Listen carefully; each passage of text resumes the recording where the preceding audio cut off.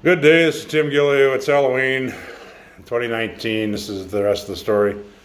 I look like a bag of crap, and that's because I'm dressed up for Halloween because I was sick all night. So I have an apology to my family. I'm sorry I didn't make it to my aunt's funeral today. But this will be the third installment of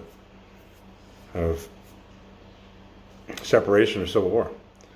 So separation, I mean, there's a lot of people coming with questions, and that hey, Canadians are too pacifist to ever separate. Right? They'll never pick up the girly pants. I don't know, whatever other comments we've got that the Canadians can't separate. The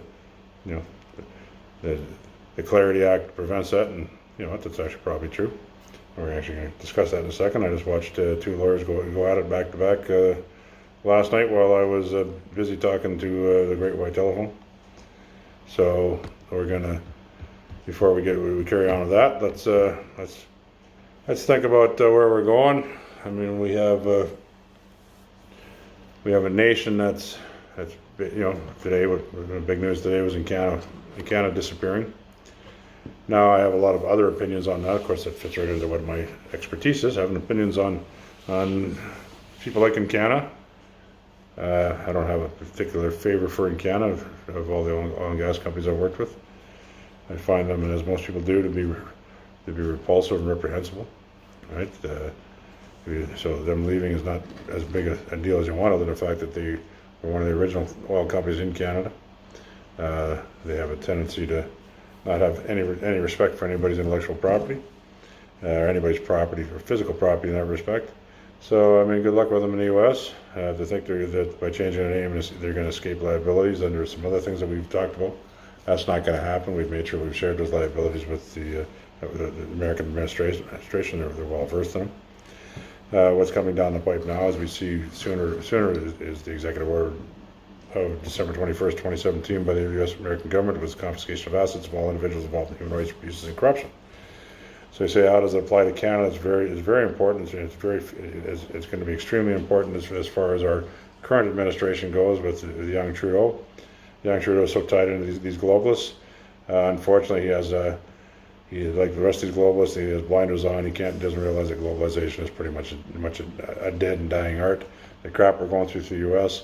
We had our own version of that going back to 1963 at the same time where they simply, through their coup d'etat, they just executed their president, President Kennedy, of course, Kennedy is what I'm talking about. In Canada, we had a coup d'etat at the same time. They just removed our prime minister called Defector. That was the end of nationalism in Canada. We've had globalism ever since. Liberalism, globalism. We're moving forwards. When people don't understand why they're passive because as mainstream media has improved and the communication ways of talking to people have improved. Not only have you been indoctrinated through the media, but you've also been indoctrinated to the new agreement, where you instead of being self-reliant or reliant, you got used to having the government sitting there to direct you and tell you what to do. The government, as we've discussed in other things under 1931, the 31 Westminster Agreement, I call it 34. 34 is actually it was a Westminster Agreement too, but that was the agreement where the UK took back control of Newfoundland and Labrador until the referendum, which was then in the 40s, late 40s, and then in 1949, Canada annexed it. So until that happened, the UK was responsible for it, and so Canada being responsible from 31 to 34. In 31, the Commonwealth nations were allowed self-determination, which means we no longer had to be part of the constitutional monarchy. We could be anything we want. That scared the living hell out of the UK, out of the Crown, when they realized they were about to lose control, and who was sitting right next door to us but the Republican of the United States, and they were afraid that we were going to become a Republican. By becoming a Republican, they would have lost the control they have by keeping us a constitutional monarchy. So the authority under the Westminster Agreement, Westminster Parliament in 1931 to give us back our autonomy was never actually authorized or ratified. Therefore, it never went to the people. So in technical terms, it's still available. The people still have the right to self-determination. Now, the Laurentian elite, as you understand, the Laurentian elite are being the powers that be then and continue to be now. If we get back into these two lawyers I listened to last night talk about the Charlottetown Court, they just call them the mafia. So they call them criminals. And pretty much that's who's running our government. Our government is a de facto government It's run because we, the people, don't stand up to it and tell it to go pound sand. So when we talk about separation. The separation is a physical separation, which could lead to civil war or thereabouts, or proximity thereof, or you have a political process of political separation, which leads to a negotiated settlement. So therefore, we're going to get into this conversation that I gleaned from these two lawyers talking back and forth in their Skype conversation last night. And we're going to start with the Patriot Act. The first thing on the Patriot Act that they noted was the act itself. It relies on the Constitution, or the ratification of the Constitution of Canada. So Canada doesn't have a ratified Constitution. Michel Lake and Charlottetown courts both failed to do it. So therefore, Canada sits there without a Constitution. That's what makes our government de facto, because it tries to run as a constitutional monarchy. Right? It can't run as a constitutional monarchy when it doesn't have a Constitution. So that becomes an issue. So that's why you could argue today that the rest of Canada is a constitution and Quebec is separate as a separate nation. Therefore, then they can't be taking money from Canada or participating in Canada in the way it does. So we have a lot of issues there that can muddy the water, but that's, muddy water is kind of fun stuff. So then you go to the Supreme Court and you say ask the Supreme Court to make a ruling on it, which they've done on the Clarity Act. The Supreme Court couldn't make a ruling; they made an opinion. Well, opinions are like holes. You guys can finish the rest of that for yourselves. Everybody's got one. The problem is that opinions aren't law. Right? The opinions don't have any justice in law. They don't have any weight in law. So therefore, they're just opinions. Everybody's got one. So that was the second problem with the Clarity Act. The third problem with the Clarity Act is the question. The Clarity Act seeks to take the authority of the question away from the people separating the people wanting to engage in the activity. And it takes it to the people with whom they want to separate from, and what gives them the power of drafting the question. The reason being that in the 1995 Quebec referendum, the question was so ambiguous, isn't it, that people didn't know if they were answering yes or no to it. So, sort of like one of those questions: is the sky blue? Because the sky could be blue, but is it blue? I don't know. Could be blue. Maybe it's blue.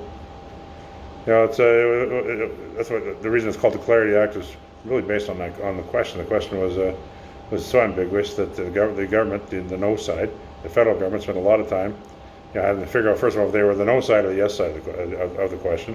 So then they had to determine, okay, they are the no side of the question, and then as the no side of the question, I had to go to explain to people that had to simplify it by saying you're voting to stay in Canada if you answer no. So that was the next thing that came after that was the percentage of which of course was pushed by Quebec, because Quebec said we only had barely over 50%.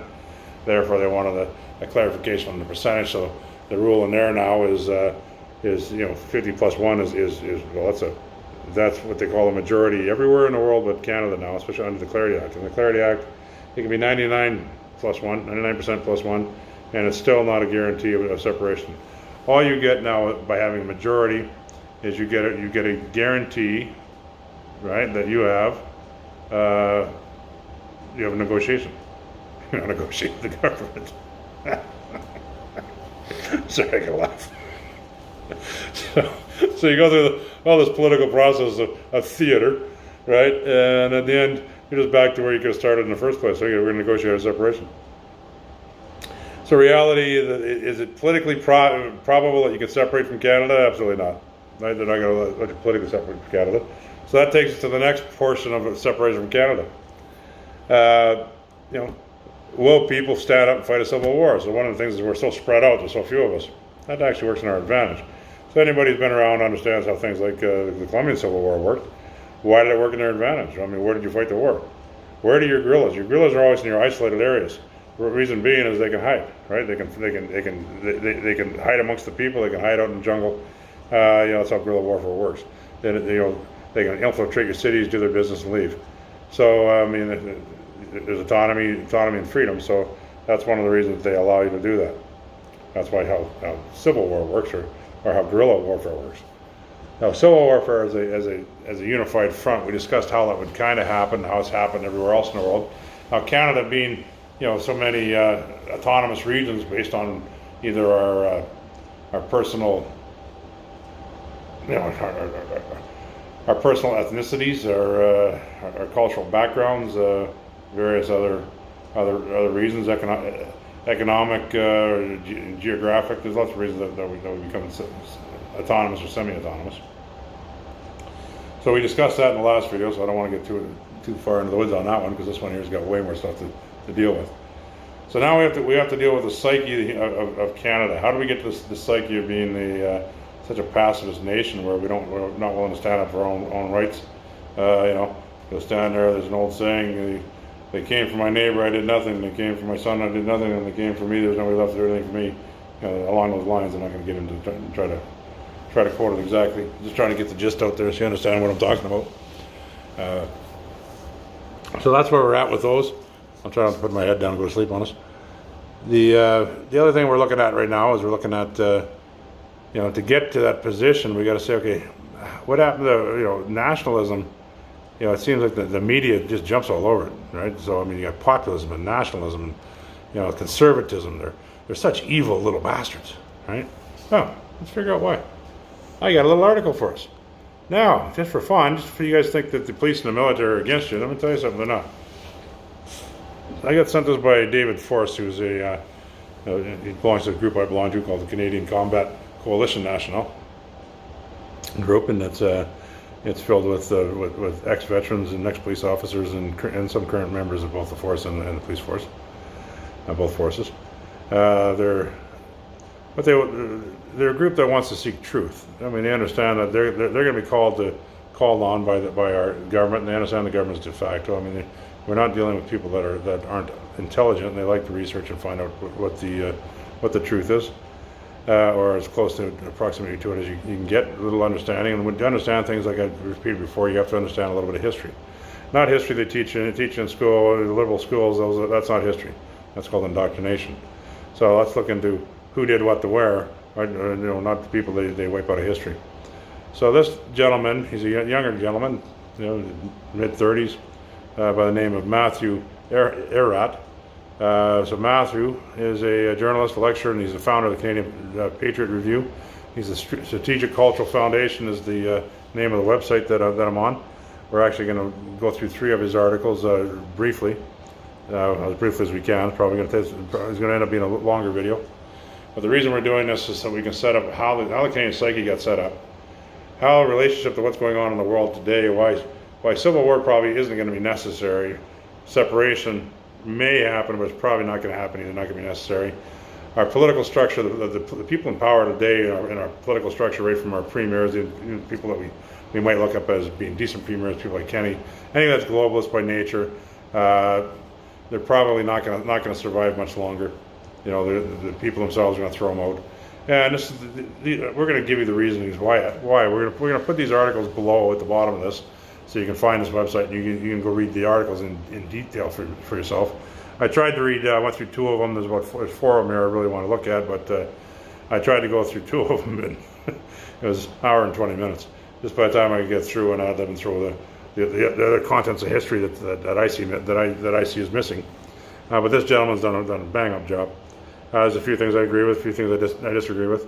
The Andrew Jackson comments I kind of disagree with, because I have a different take on how the second bank worked that he kind of missed. I think he missed the point, but other than that, the fact that he had enough relevant history to put it in there, he was getting pretty close. But he looked at, again, he's kind of pro. I'm not going to say it. It doesn't matter. I have a different opinion. You guys make your own opinion when you read it. We're going to start with the nationalism doesn't mean isolation. Why Bertrand Russell is wrong. We all knew who Bertrand Russell is, or if we don't, you look him up. He's a talking head. For many years, the West has experienced an unfortunate drought of genuinely nationalist leaders, where the concept of national sovereignty has once been considered a sacred component of a political leader's mandate. Decades of technocratic governance from above, monetarism and consumerism from below, and asymmetrical wars abroad have caused the word itself to be dragged through the mud of insanity. I like this one because it's pretty much how we feel. Is one of the reasons I'm reading it, but it also sets up some of the questions that some of these other articles are going to answer for you. Somehow over the years since World War II, the word nationalism increasingly became associated with authoritarianism, fascism, and isolationism. If one were to be respected in polite society, to be associated with nationalism was political death for a sophisticated statesman. Anybody ever teach how to drink your tea? Just wonder, we don't drink it out of mug. Had to do that.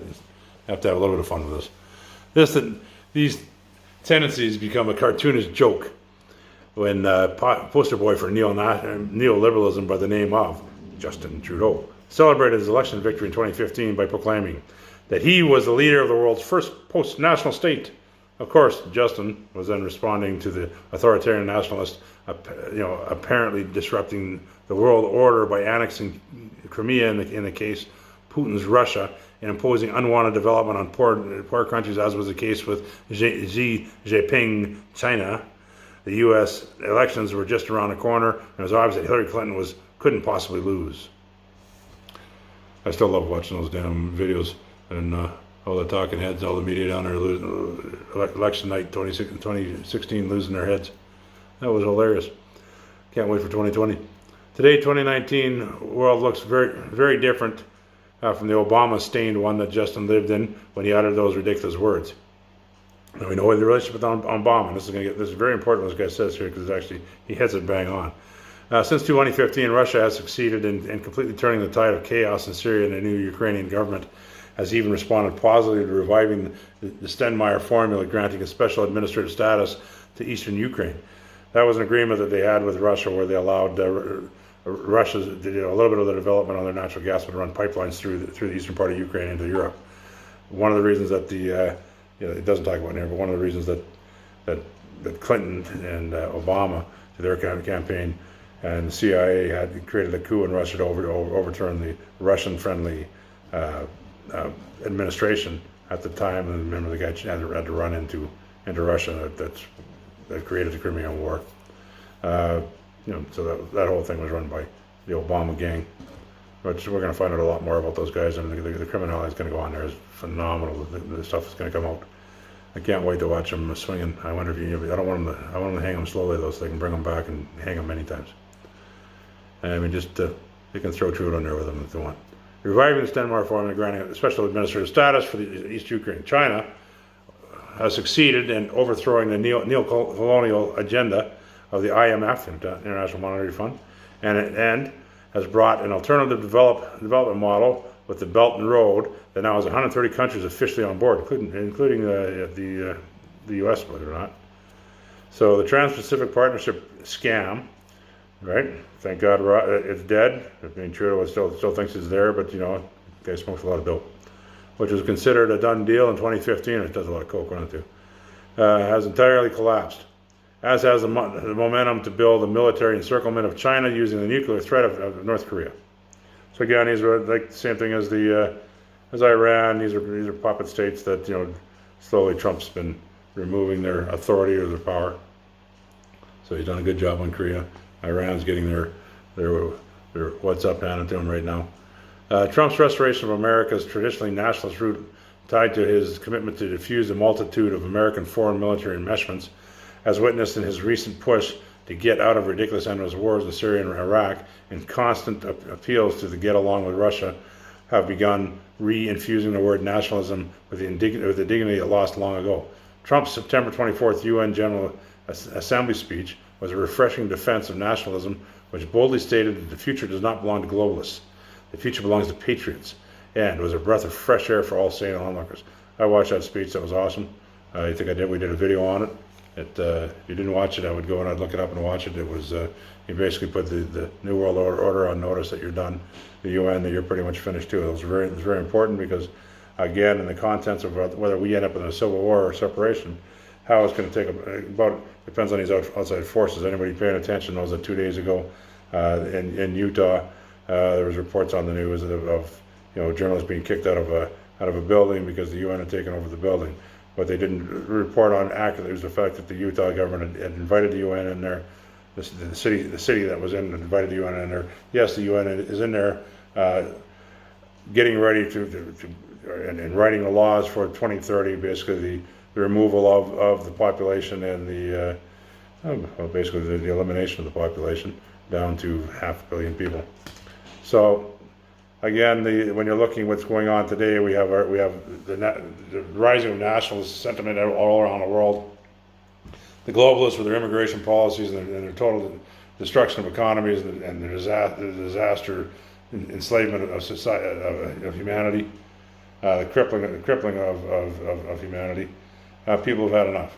It's one of the reasons that we want to separate not just what just happened with in the West over oil, but just the angst. The people have had enough of this. Of being lied to. When you see the lies are so prevalent in the way of the our climate scams.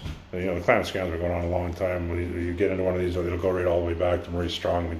I explained my relationship with him many years ago. We get back into the relationship. It goes back into the 60s with Maurice Strong, with Trudeau, and the creation of the Rockefeller Foundation with the Rockefellers. And I worked for the Rockefellers, helping develop both our oil and gas industry in Canada around the world. The reason that the UN Human Rights Council sits in Africa is because of Maurice Strong, who was the first ambassador for them. Again, it has less to do with them looking after human rights, more to do with control and abuse, which we'll get into these things. I'll try not to spend too much time ad-libbing some of this stuff for you. I'll give you a chance to read them. Again, they're going to be below so you can read them.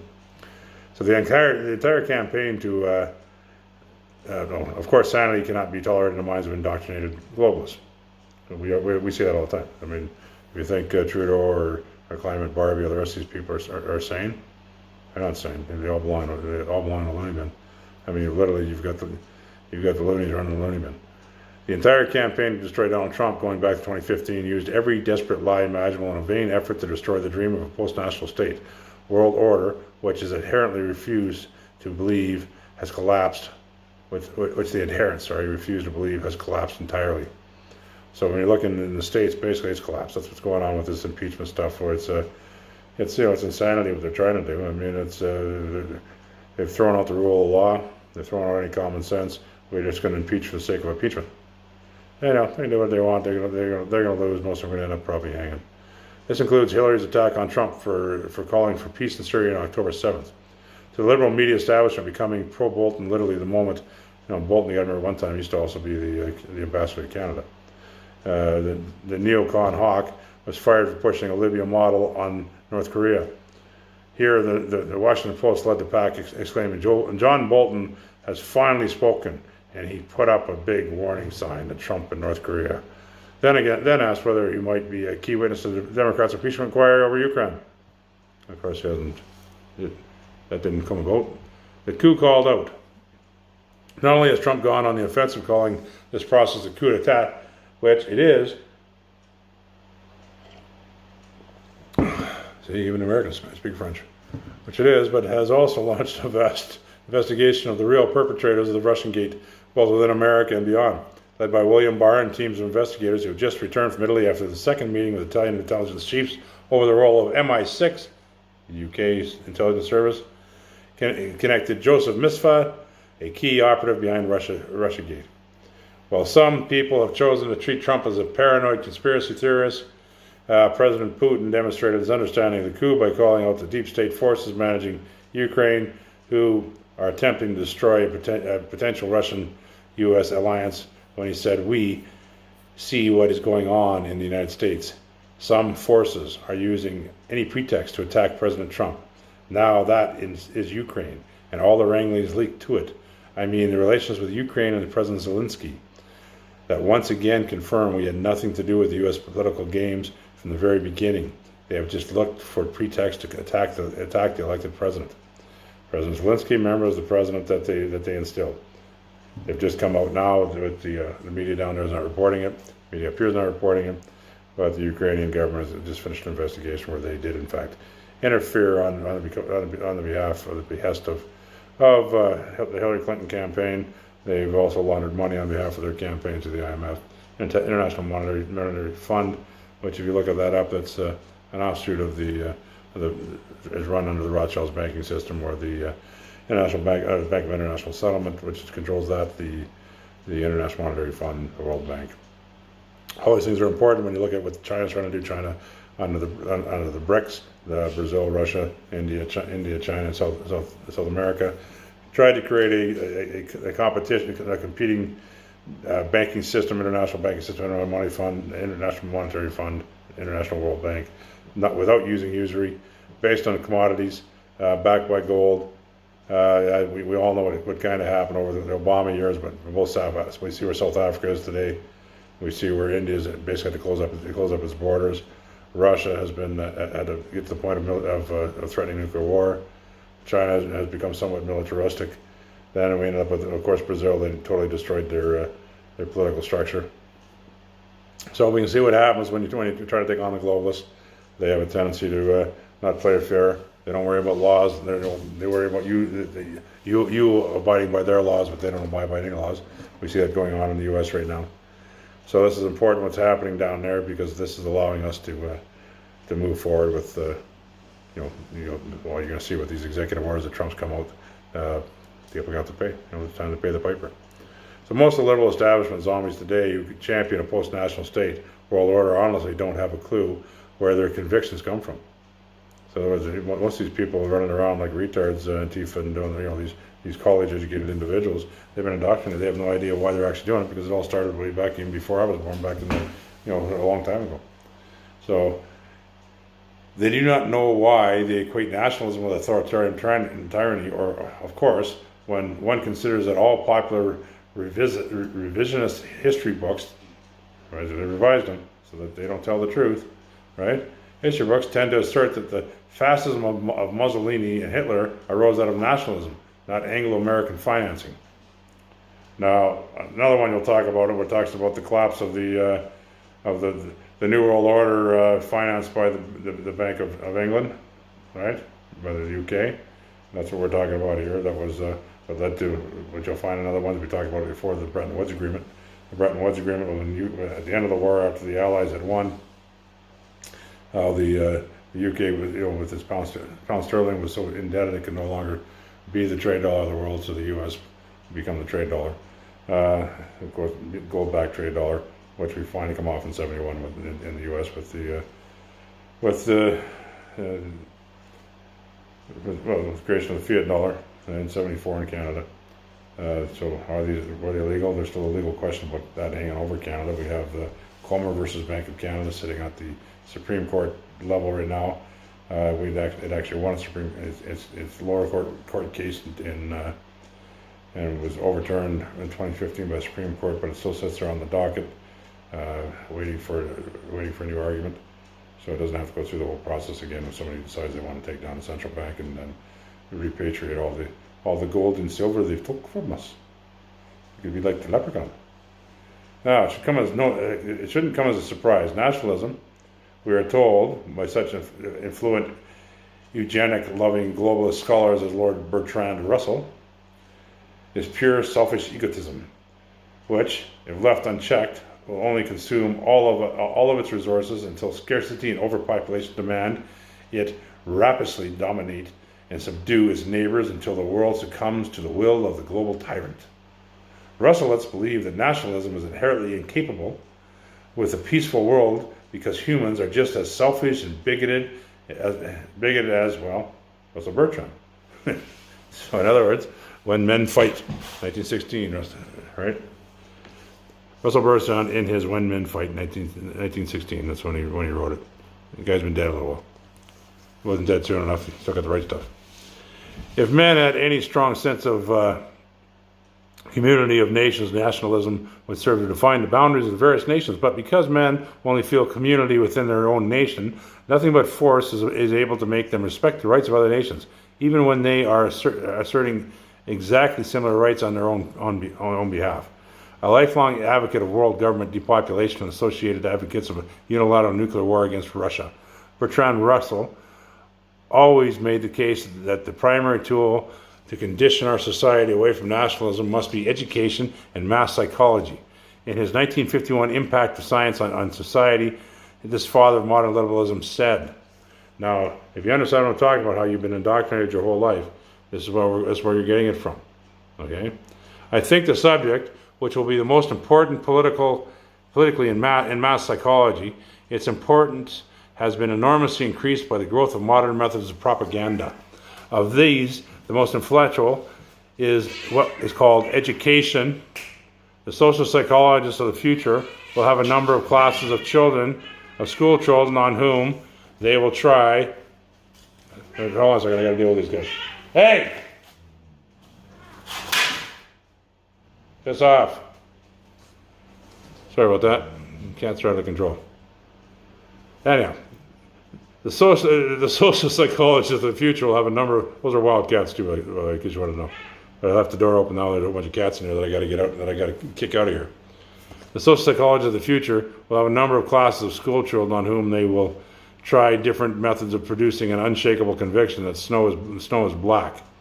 Various results will soon be arrived at. First, that the influence of home is obstructive. Second, that not much can be done unless indoctrination begins before the age of 10. Third, that verses set to music and repeatedly intoned are very effective. Fourth, that the opinion that the snow is white must be held to show a morbid taste of eccentricity. But I anticipate it is for future scientists to make these maxims precise and discover exactly how much it costs per head to make children believe that snow is black, and how much less it would cost to make them believe it is a dark gray. Although this science will be diligently studied, it will be rigidly confined to the governing class. The populace will not be allowed to know how its convictions were generated. When the technique has been perfected, every government that has been in charge of education for a generation will be able to control its subjects securely without the need of armies or policemen. So, that tells you right there why we're pacifists. This is what you've been doing. They've been indoctrinating you. They've been telling you that the snow is black, and you've been eating it. You've been believing it. Your parents believed it. Everybody's believed it all the way along. Today, we've gone down that road a little bit further than we have in the past. Because today, now what we're doing is we're doing something even more morbid. Before the age of 10, as you understand, when are we allowing these transsexuals and these different sexual deviations to go in and educate our children? Now you know the rest of the story. Let's carry on a little bit. I'm hoping to answer a few questions for people. In his Future of Science, 1924, Russell drew out how a utopian world government would arise out of the bipolar of schism society. Before very long, the technical conditions will exist from organizing the whole world as one producing consuming unit. If when that time comes, two rival groups contend for mastery, the victor may be able to introduce that single worldwide organization that is needed to prevent the mutual extermination of civilized nations. There would be, at first, economic and political tyranny of the victors, a dread of renewed upheaval, and therefore a drastic suppression of the liberty. But if the first half dozen revolts were successfully repressed, the vanquished would give up hope and accept the subordination assigned to them by the victor in the great world trust. Life at first might be unpleasant, but it at least would be possible, which would be enough to recommend the system after a long period of warfare. A decade following World War II saw the manufactured creation of Cold War nuclear terror. A multitude of assassinations and sabotage of the U.S. Russia-China alliance that FDR had envisioned as a foundation for an anti-colonial post-war community of nation states. Rustlers such as Tony Blair and Sir Henry Kissinger celebrated the advent of the Russell's New World Order by cheering on the post-Westphalian era as the Soviet Union collapsed, and despite a few voices of sanity in the West, truth became falsehoods, nationalism became tyranny, and snow became, for all intent and purposes, black. Why Russell failed. Today, a nationalist revival is not merely a rejection of Russell's program of world government in favor of an alternative power alliance. This is far too simplistic. This revival, which we're living in today, this is us. This revival is happening essentially because Russell's entire view of nature and humanity are wrong. Unless one wishes to just kill everybody, then world peace and world status are totally incompatible concepts as devoid of moral reason and compatible of creative change as are in the minds of Russell and his ideological errors. Those being our liberals, our Democrats, our progressives, right? The people that still haven't woke up to reality, that haven't had enough pain or haven't felt the pain yet. Fortunately, humanity doesn't appear to be the selfish scum which misanthropic geopoliticians presume, I write like this. So I mean, in fact, when I come across somebody else writes like this, I gotta laugh, because I mean, I do it on purpose, so people do it, and people have to be tongue-tied like I am. Presume, and then that the imagined post-national state utopia lusted after by the likes of Russell are impossible goals, because the whole is not the sum of the parts. As the greatest minds such as Plato, Augustine, Dante, Cusa, and Leibniz all recognized in their own times, humanity is not a closed system of finite potential to be controlled by social engineering overseers. Evidence rather points to the more optimistic likelihood that we are ordained the creative reason and free will, which gives us access to any infinite array of new discoveries both on the earth and beyond, if our potential economic systems encourage it. Foreign Minister Lavrov echoed that view in his own way October 3rd, when he said that the West must stop playing zero-sum geopolitical games, stop dividing regions into spheres of influence, and ultimately begin being guided by the general recognized rule of interstate relations that are committed to papers in the United Nations charters. Calling for the patrons of the world to join in development of the Belt and Road Initiative, Xi Jinping, China's supreme leader, slapped Russell's ghost brilliantly, saying, "The Cold War mentality and zero-sum game are incredibly obsolete. Only by adhering to peaceful development and working together can we truly achieve win-win results." Standing out alongside Putin at the Valde Discussion Forum, Philippine President Duterte started this principle of harmony of all nations, with the whole of which we are part, when he said, "The Philippine people need to be enriched by other cultures and intellectual traditions in order to embrace our shared destiny." So when President Trump says the future does not belong to globalists, the future belongs to patriots, and when the global psychopathic system goes into hyperdrive to destroy the present, you should take it very serious. So you see what's going on in the world now. How does that reflect on our separation and our civil war? Well, our separation, basically who we are, or in the West, we're more nationalist, or the conservative portion of the West, which isn't just the West. We're talking parts of Ontario and parts of Quebec, parts of a great part of Canada, outside of these little these enclaves of hyper-liberalism, with people that haven't woke up, they haven't seen what's going on, they still believe the fake media, they're still heavily indoctrinated. They haven't influenced the same pain that's helped wake up a lot of people in Alberta and Northeast BC and Saskatchewan. And, the people now in central BC under this NDP government. I mean, the NDP are no different than the Liberals. They're all brothers under the skin. They're all equally flawed. They don't realize that their system's come down yet. But they're going to. At some point that's going to become a reality. Today it's not really a reality.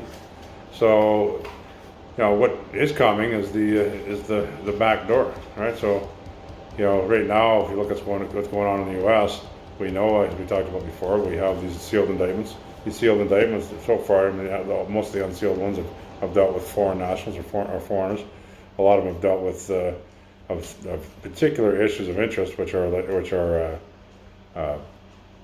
different groups. So what are we going to call them? Pedophiles, right? Those type of people. The reason they're there. I mean, they're so prevalent. One of the reasons that Trump put them into his executive order, human rights abuse, because the human rights abuse, unlike corruption, the corruption is really based at government and corporations or corporatocracies. Governments like Canada, our corporations, where they run in Canada, where they collude against the people. It's how they influence. If you actually read the executive order from December 21st, 2017, what you understand is it's not so much just about the American or organizations within the United States. It's global organizations that have anything to do with the United States. Canada, we're kind of hooped because 95% of everything we do has to do with the United States. So when you take a look at a guy like Trudeau's quadruply hooped. So I think he's going to last long. As these sealed indictments start to come down, of course they're going to deal a great deal with different people from these liberal globalist organizations. They deal with the corruption that they celebrate the corruption. As we read through these, you're going to find out that They have no problem with corruption. I mean, it's as far as the agenda goes to the end. Laws apply to everybody else but them. So now when you have somebody like Trump, I mean, don't fool yourself. We still got the greatest nation on earth. I ask you guys all the time, not all the time, quite often, to go watch a YouTube series. It's one video. It's called Empire of the City. Not cities, city. Now the reason they say that is because Empire of the Cities is a movie. Somebody said, well, it's not a bad movie. Well, it wasn't the greatest. That's a Hollywood movie. I want you to watch I want you to watch the person breaking down the relationship going back to Queen Victoria's times, to show 400 years ago, how we ended up where we're at now. In real terms, as you go through these ones, this guy here goes through a few things that go back to a few years. I'm going to start a new video now, but how this relates is that we have powers around the world, the powers and principalities, and I guess you can say they're shifting. So because they're shifting, even though we ended up with Trudeau again for now, was that a fixed election? Absolutely, both of them are fixed elections. The problem is that is it going to matter? Well, no, because he's going to have to face his crimes eventually. So when he faces these crimes, he's going to have there's going to be a call to arms, right? Maybe he's going to be asking his security personnel to protect him from SEAL Team 6, because the reality is we share two major military alliances with the United States. So one being, of course, NORAD, the other one being NATO. Now we have other agreements as well, but those two are the major ones. And because of those two, and I got something else to throw at this cat here in a second. Because of these two, they're both times Canadian our commanders are in charge of military forces, vice versa. As soon as our commanders are in charge of military forces, our prime minister is like their president, is the supreme commander of our military force. Therefore, at that point, he's supreme commander of their military, or that portion of their military force, which means he would also be applicable under military law. So any help that he gave to whether it be physical help, financial help,